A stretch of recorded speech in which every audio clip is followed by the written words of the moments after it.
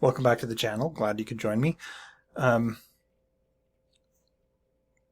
apologize for not posting earlier. I can't really say that I had a reason.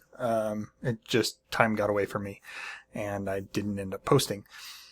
However, when I was looking through some of the comments that I'd received on my channel, one of the comments that I apparently missed was requesting more Samurai Cat. So I had previously talked about Samurai Cat, and now I'm going to talk more about Samurai Cat. This is the second book in the series, More Adventures of Samurai Cat by Mark E. Rogers. And if you really liked the first one, you're going to like the second one. It's more of the same. Which is, it's one of those things where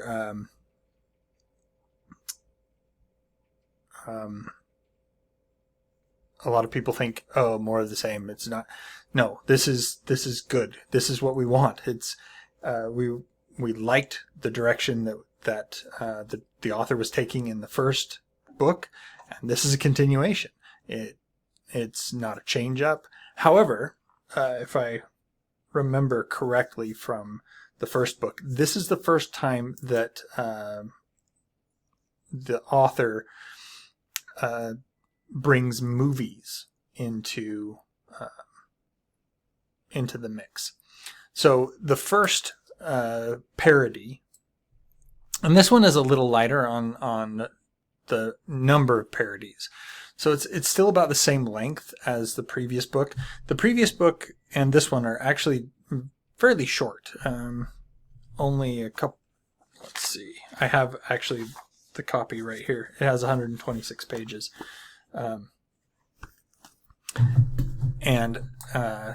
As I recall, the first book, roughly the same count page-wise, but it has more chapters in it, whereas this one has 3. It has a Samurai Cat in King Arthur's court, a fighting cat of Mars, and the Empire State Strikes Back. So, as I said, this is the first book where it seems like he really delved into bringing movies into the spoofs that he was doing. And we have the first time that his nephew, Shiro, gets involved in his adventures. So the first one, a Samurai Cat in King Arthur's court, he travels to Camelot. And the reason that he travels to Camelot is because Mordred participated in killing his lord, and so he is here to exact his revenge on Mordred. The only thing is that he's not a knight of the Round Table, and the only way he can get close to Mordred is through King Arthur, because obviously Mordred is there to take down King Arthur in his court. But there's a prophecy. There's a prophecy that says that Mordred cannot be taken out by just anyone. He can only be taken out by the Holy Spad. Now, if you're not familiar with that, a spad is a type of biplane that was used during World War I. And it is currently in the possession of Morgan Le Fay. And so he has to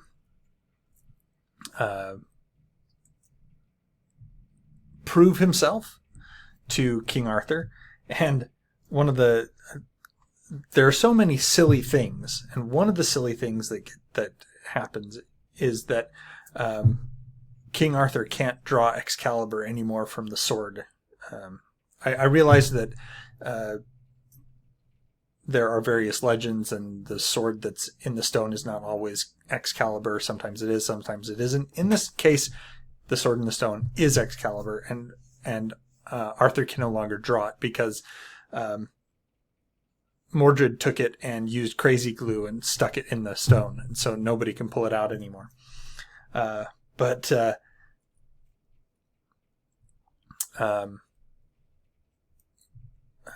Tomokato, the Samurai Cat, he enters the tournament to decide who's going to go and rescue the Holy Spad from Morgan Le Fay. And he sets off on his journey afterwards, after winning the tournament. and has to go through a bunch of things. One of my favorite things that he has to overcome is the three lords of the IRS and his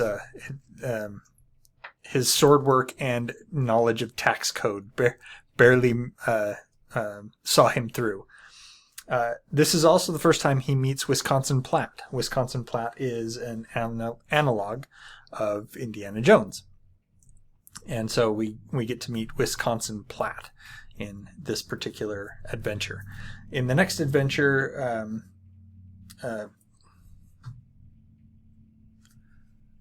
something of Mars, a fighting cat of Mars. This is in a spoof of the Mars books by Edgar Rice Burroughs, if I remember correctly.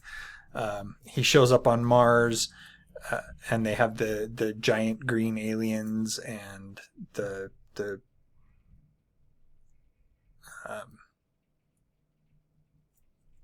they all worship birds, and everything is a bird pun. And this is where we get to see his family and his nephew Shiro.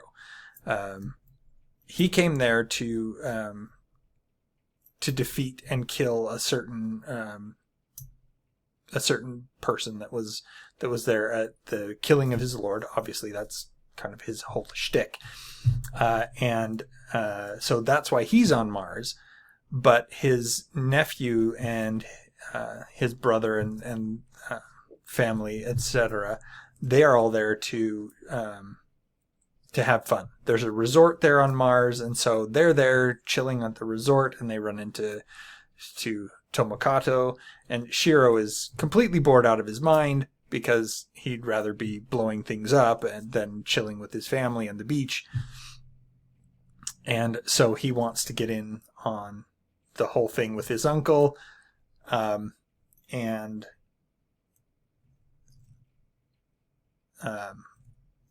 there's a hot Martian woman, and there's the man that she's attracted to, who's not Tomokato, and they have to go through all of these really silly trials. I'm not familiar with the Mars novels, and so I can't really say that my experience with the Mars novels basically is the failed Disney John Carter of Mars, which was fine. It wasn't bad by any means. There was actually a sci-fi channel. Now that I think about it, there's like a sci-fi channel miniseries that was also about the same books, and so that's kind of my the extent of my knowledge. I do know that they have to boat down this river, and it's supposed to be the Martian underworld and all this other stuff, and they end up at the end where they're captured by Mistress Bliss, who's the high priestess on Mars, and they have to fight in an arena where he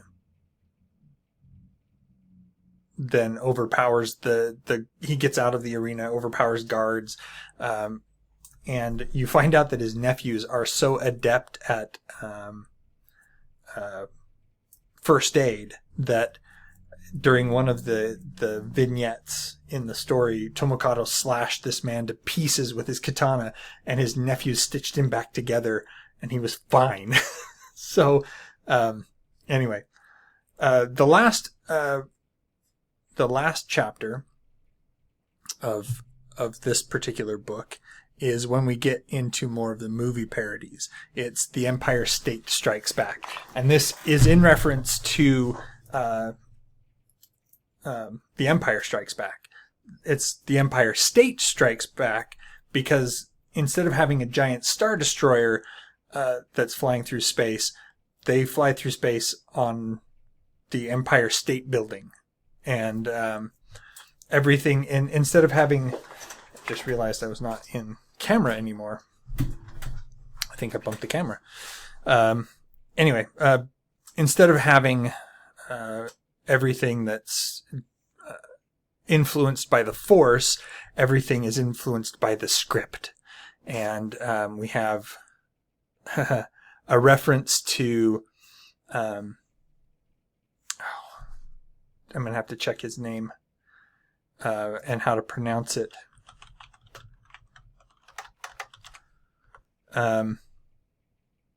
Anyway, we have Wisconsin Platt again. He's in this, but he goes by, instead of Wisconsin Platt, he goes by Wisconsin Solo. And the reason that he goes by Wisconsin Solo is that he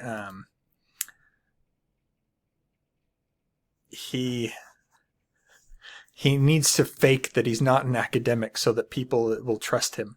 There's a part in the story where he's meeting with Obi-Wan Kenobi, but I can't remember his name off the top of my head. And he says, "Shh, these people know I'm an academic," and and Obi-Wan Kenobi does a spit take, and he's like, "An academic? I can't believe this." And so that's why he's going by his alias, Wisconsin Solo. Anyway, there's an actor, and I don't recall how to say his name off the top of my head.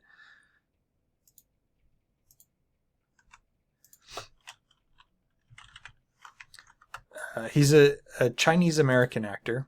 He was very famous back in the day. Did a lot of movies. One of the ones that I'm familiar with is that he played Charlie Chan's number one son.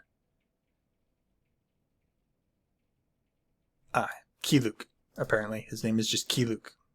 He spells it Keye.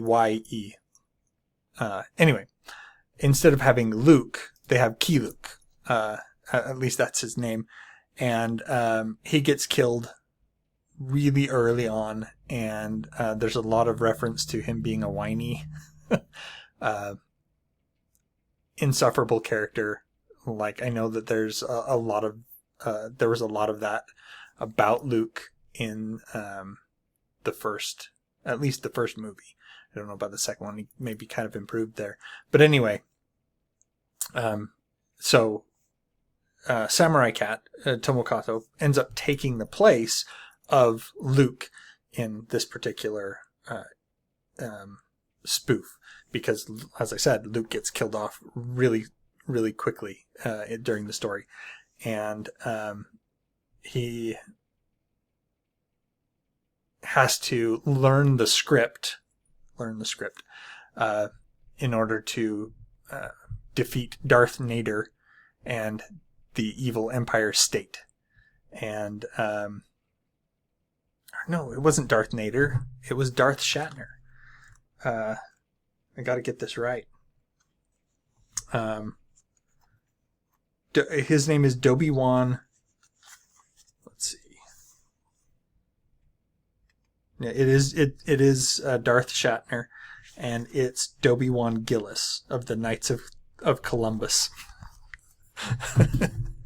And we get to meet Princess play a piano, and the last chapter is for those of you who are really into the puns, probably the best chapter in the book, to be honest. I really enjoyed More Adventures of Samurai Cat. The first Samurai Cat book that I read was Samurai Cat Goes to the Movies. I think it was relatively recently published at the time that I got it, and that's what made me decide to go try to find the other books in the series. And they're rare as hen's teeth, as the saying goes. At least at the time that I was looking for them. I don't know if more have come on the market or not. One of the most expensive books I've ever bought was one of these ones, because I got in a bidding war on eBay for it, because it was the only place I could find these books. Anyway, highly entertaining, highly amusing. I laughed along to the entire book, and just very fun reads. And one of the things as I said, this is more of the same. If you enjoyed the first one, you're going to enjoy this one. But it improved. I'm not saying that the first one was bad by any means. The first one was great, but Mark Rogers did a great job with the Samurai Cat books, and in my estimation, the first one was good. Second one was an improvement, and he kept doing that throughout the series. I don't want to go further than that because there was some disappointment later on down the line, but we'll get to that later. As I said, this was kind of a request from somebody in one of the comments. Anyway, that's it for today. If you have access to any of these books, please get them. They're good. They're fun to read.